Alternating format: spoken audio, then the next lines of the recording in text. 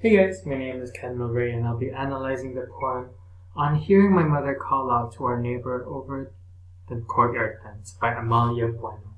B. Bueno. If you remember from Module 9, we talked about the history of Filipinos who migrated to Hawaii. The reason I chose this poem was because of the homely atmosphere it gave as I read it. It reminded me of when my mother, or even my aunties back home, would talk to each other, where most of the conversations would revolve around a couple major topics. And in this case, in the poem, the two major topics were food and family. Anyway, I will read to you the poem. Please excuse the accent. I figured I'd read it as if I am hearing my own mother. Hoy! What you cooking for dinner tonight? I can smell the vinegar and the peppercorn from your pork adobo coming into my house. Here, I bring Hayden mango for you. I have extra. I peel one right now so you can taste how good. My husband? He okay but he no stay. Friday night drinking with his barkada. Your oldest still in Los Angeles? Still no more children yet. Pobre. What can we do if they no like? Just like me, I tell you. My 6 children, 4 of them stay married. Santa Maria. But nobody get children yet. Pobre. I suppose I am waiting and waiting. This fruit tastes sweet, huh? Stay good now. Plenty now, but less and less every time. Maybe next year stay all gone. Juicier? Better enjoy now. Bombay no can taste this kind anymore. All this one and this big one here I get from my manugang who live down the road over there. Ay, kumare, look at this. Kamatis, tarong, patani, haria, sibuyas, kamote, marungay. Plenty life and plenty food over here. Lucky you come Hawaii. You can eat, you can work, you can stay with your family and friends. We just wait a little more for our grandchildren to come. And so, the theme and the plot of the poem was about a mother who was having a conversation with the next door neighbor, presumably another Filipino mom. It revolved around catching up or seeing what was new in each other's life. The poet tried to convey a casual conversation between 2 Filipino immigrants. There was no serious conflict, but there was a desire of the main mother wanting and waiting to have grandchildren. There is no definitive resolution, but to wait for their grandchildren to be born. You see the desires of the Filipino mom on the second half of the first stanza, right over here.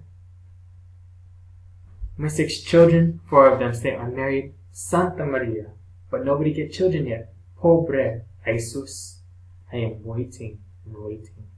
So, funny story. I actually asked my parents, or actually my mom, with the word pobre. Technically, its translation is poor in Spanish. But to me, like as a Filipino, I thought, why would you want to use that kind of expression when the expression that usually when we try to pity people or ourselves would be kawawa. Like for example, if I did something that was like pitiful, then the expression would be like ay kawawa naman, as in like look at him, like he's so sad. So using this term pobre, it kind of gives us an idea of when specifically during the time this poem was written, because this term was usually used during my grandmother's time, or even my mom, but she barely uses this term. Instead, she uses like I said, the other term called kawawa. And then Santa Maria and Jesus, we have this term very heavily. I myself use it sometimes. I use Jesus more than I use Santa Maria, but it's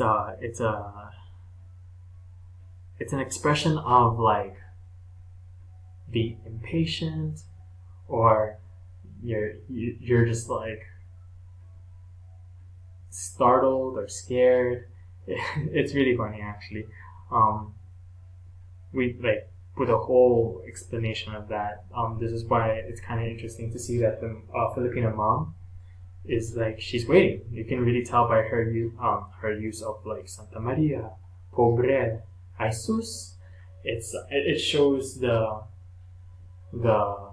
expectancy to see the desires of her heart to be fulfilled. And so, as mentioned earlier, the poem revolves around two topics, food and family. You see the pattern in each stanza in the order of topic. Because of this, it shows the priorities of the mother, which to me shows that the woman seems pretty happy with her life, which she also tells her neighbor that it is a good thing that she did move to Hawaii at the end of the stanza, the third stanza. And then throughout the conversation, the mother seems like she's counting her blessings and she's just waiting for more. So what do I mean by the topic being in order? As you can see from here, Hoi, what are you cooking for dinner? All the way to so you can taste how good. We see that Filipina mom, number one, or just the main character, really, she's talking about food. She started the conversation with food, pork adobo being one of the most, or adobo in general, being one of the most easiest meals to cook actually. And then Hayden mango, which is personally like my family's favorite kind of mango. You can see how she enters into a conversation just thinking about food. And then it now switches to her husband. And then, like, in a Filipino family, a stereotypical one, if you will. Not all fathers are like this, but most fathers would mostly drink with their barkada, their friends, their group on a specific night, just to wind down, maybe long day at work kind of thing. And then it switches to children. It shows they're talking about their children, what they're doing, how's their life, and you just see how now that they're kind of like settled down, I assume, since one's at Los Angeles, for the second, the Filipino mom that it is being addressed to, and then her, the main character mom, and her 6 children, all of them are married, or 4 of them are married, but they still have no grandchildren, and that's where you see that these two are the main focus, the 2 topics, food and family. You see again in the second stanza, it says here about regarding to the mango, the fruit tastes sweet, and then it just goes like throughout the whole thing. It just shows about like how good the Hayden mango is, and then and where did she get the Hayden mango? She got it from her manugang. Manugang is actually in-laws, and so you see that there's the mother, the main character mother, she's not only with her core family, but she's also her husband's relatives, if you will, or other family, maybe brother or sister, wherever they may be, are also there. So you see that there's this influx of a bigger Filipino community, as you see that this manugang, this in-law, is actually living down the road. So they're not too far, but they're pretty close. And then we go to the last part of the stanza, which it says, "Ay, kumare," which in term is a very endearing term. Kumare is more of this deep bond of mutual trust and like friendship that if this term was used, it shows that the mother or whoever that person is being trusted so much that even like there might be a chance that they trust their children with them as well. But then here we go into again food, the main topic, the first main topic. Kamatis, tarong, patani, paria, sibuyas, kamote, marunggay. Plenty life, plenty fruit. And so she just legitimately said more onto fruits and specifically vegetables. Kamatis, I believe, is tomato. Talong. Talong is actually Ilocano, but talong, I believe, is a leafy substance. Sibuyas. Actually, don't remember what sibuyas was. Kamote is potato, and malunggay or marunggay. Again, you can see that this is more to the Ilocano side.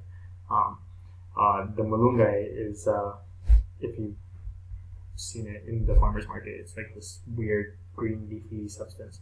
Usually for us, it's made for soup. But you can see that these are family-oriented and farmer-oriented immigrants. And yeah, I talked about this in my reading response that this area, this stands the kamatis all the way to the murunggay, reminded me of a song that my mother used to sing that's called Bahay Kubo, which is just like saying like, I just want a small house, but within this house I have all these plants, all these fruits and vegetables, so I can live a good life. And so you can see that she addresses the other Filipino mom, that she's like saying like, oh, lucky you came here. And so you see that she's like so happy that this is a good life. You're with your friends, you're with your family, and the ultimate blessing for them, and I believe as for mothers, their ultimate blessing is to see them become grandmothers, to see their grandchildren, and see the children after them. And so I think this poet was really showing the priorities of this of Filipino mothers.